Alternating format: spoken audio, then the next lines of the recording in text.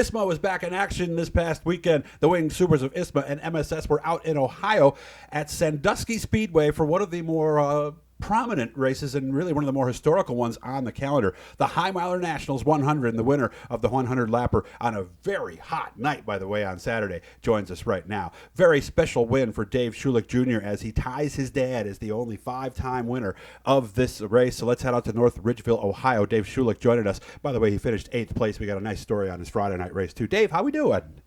Good. How are you doing, Doug? Wow, sounds like this really was a special night. Yeah, it sure was. Anytime you can win the high mile, that makes it special in itself. But to get number 5 and tie my father was something that you always wanted to do and talked about and dreamed about, and for it to come true and him to be there, it's even more special. His last win, his dad's, by the way, was 1999. So, yeah, that was a long time ago now, 26 years ago. Hard to believe that it's happened that fast. The other thing he told me was nice, and I didn't know this. I knew the story about a new car, but I didn't realize that this weekend was the first time you guys were really able to get that car out to get its first race laps.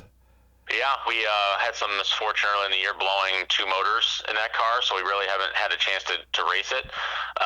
Friday night was the first race on it, and I told Chris, like, during the practices that we've had, at Oswego, and that it shows a lot of speed. It handles well. Like, I thought it would do fine once we got it there, and Friday night I thought it handled really good as well. We had a new motor in the car, and it just wasn't tuned up properly, so we had to change the fuel system on Saturday and get it running better, and I think we did that. Yeah, you told me you just didn't have any straightaway speed. Yeah, we were getting killed down the straightaways on Friday, and we shouldn't have been. So the team came to work and changed the entire fuel system on the car, and even changed the mag in the car and did a lot of maintenance stuff. And I think we definitely found most of what we were looking for Saturday. Okay, was it a fuel pressure issue, something like that, or what no, was it? Honestly, I think it was just a fuel settings. Being a new motor, we got it on Monday before the race. We didn't have time to even dyno it, so Chris had to drive it up from North Carolina and put it in the car and get it to the racetrack. So it was a hell of an effort just to get it there. Yeah. So we didn't really have an opportunity to maximize the power on the dyno that we would have wanted to. Yeah, I like that your wife told you something after the race. 8th place was where he ended up on Friday. What was her quote again? Oh, that was like the hardest earned 8th place I've ever seen. Like, I think I raced on the outside of Sokolik for 5 or 6 laps in a row and passed a couple guys, and they passed me back, and it was more racing involved for that 8th place than I would have cared to, for sure. Yeah, but it was a fun 8th place then, right? I mean, anytime you're outside and you're racing, right? I mean, that's a good time. I mean, sure, you would like it to be for first, but right? Yeah. But that, it gave me a lot of time in the car and racing around people and stuff like that. So gave us a lot of intel that we could use for the next day. How confident were you with the work that you did Saturday before the race and over the course of the race day? A lot of what we do during Saturday is getting ready for the 100. Was fairly confident that we would have a good car.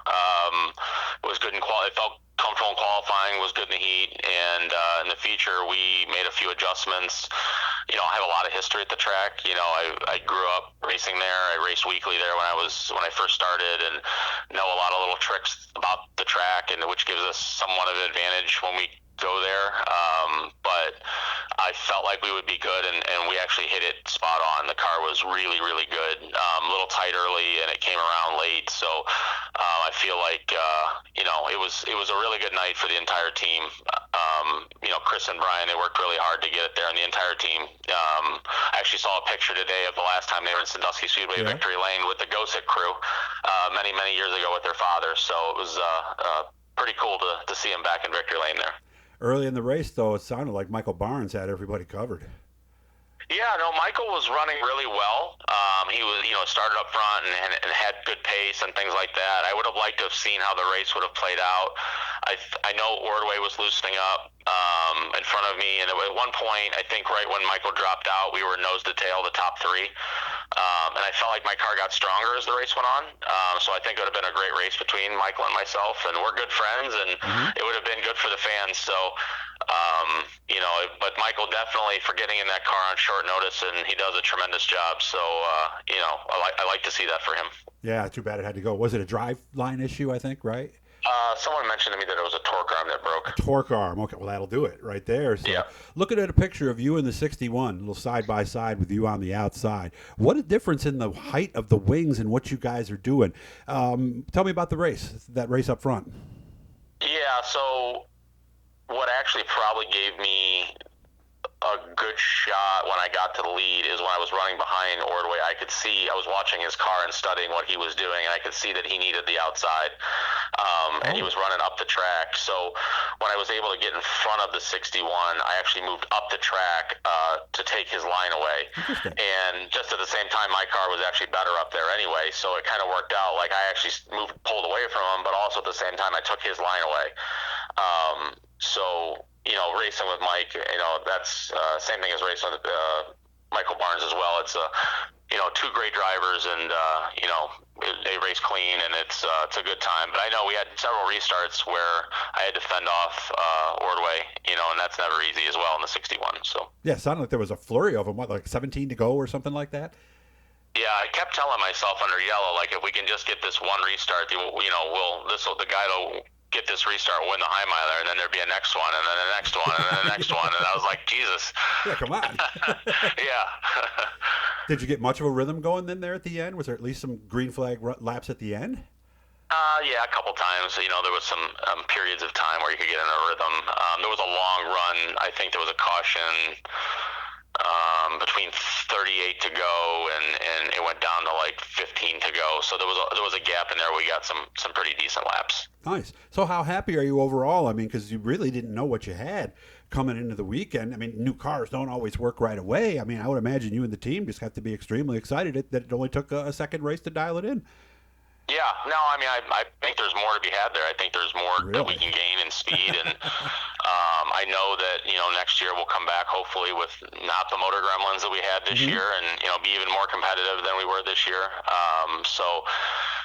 Yeah, I think I'm looking forward to Caraway and Evans Mills, and those races. We'll be going to those, and hopefully we have another good run with the car and can just continue to build in the momentum and the notes we built at Sandusky. Lee is next, by the way. Evans Mills is on the 13th, and of course Caraway. That's a little later in the year. So we did like that. You went to Caraway last year? Yeah, I went to Caraway last year. It was great.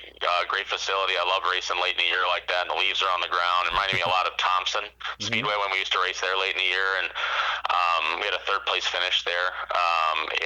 So looking forward to going back to North Carolina. About 2 minutes left at this stage. We were talking a little bit about the schedule. Evans Mills, a one-day show now instead of a two, and you said you support that. Yeah, I mean, I understand why a track and a promoter would want to do a one-day show. It's a lot of an investment to do 2 days, and it's asking the fans to come back for 2 days. So, the Gill family, they do a tremendous job at Caraway or at Evans Mills, and we're looking forward to going back there and support them. And their main sponsor, one of their main sponsors, is one of our main sponsors in TJ Toyota. So we have that in common. And there was a lot of concern coming in about the outside, but there were two solid grooves there last year, weren't there? Yeah, actually, at times, I think the outside groove was the preferred groove to run in because of the syrup. So,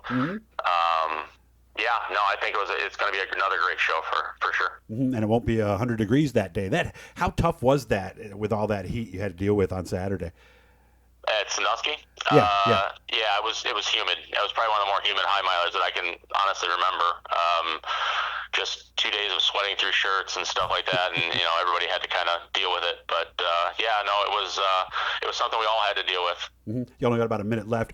How do you make sure you hydrate afterwards? Because obviously you probably sweated out a lot of your body weight out there for 100 laps. Oh, I definitely hydrated afterwards. I had quite a few beers, and because you were so hydrated, it didn't take long to get to the level of drunkenness. But no, seriously, we had to drink a lot of water and a lot of Gatorade before the race. I did a lot better job on Saturday of staying hydrated than I did on Friday. And just hope you didn't have to go to the bathroom while you're out there. So that's all there is to that. So, well, good catching up with you again. We won't see him at the next race, but we'll see him at Evans Mills about a month from now, actually September 13th, a little over a month from now. So always good catching up with you. You take care of yourself, and good luck. I think the field better look out the rest of the way. Good luck, John. Yeah, thank you, Doug. I really Way to go, Dave. Thank you very much. Yep.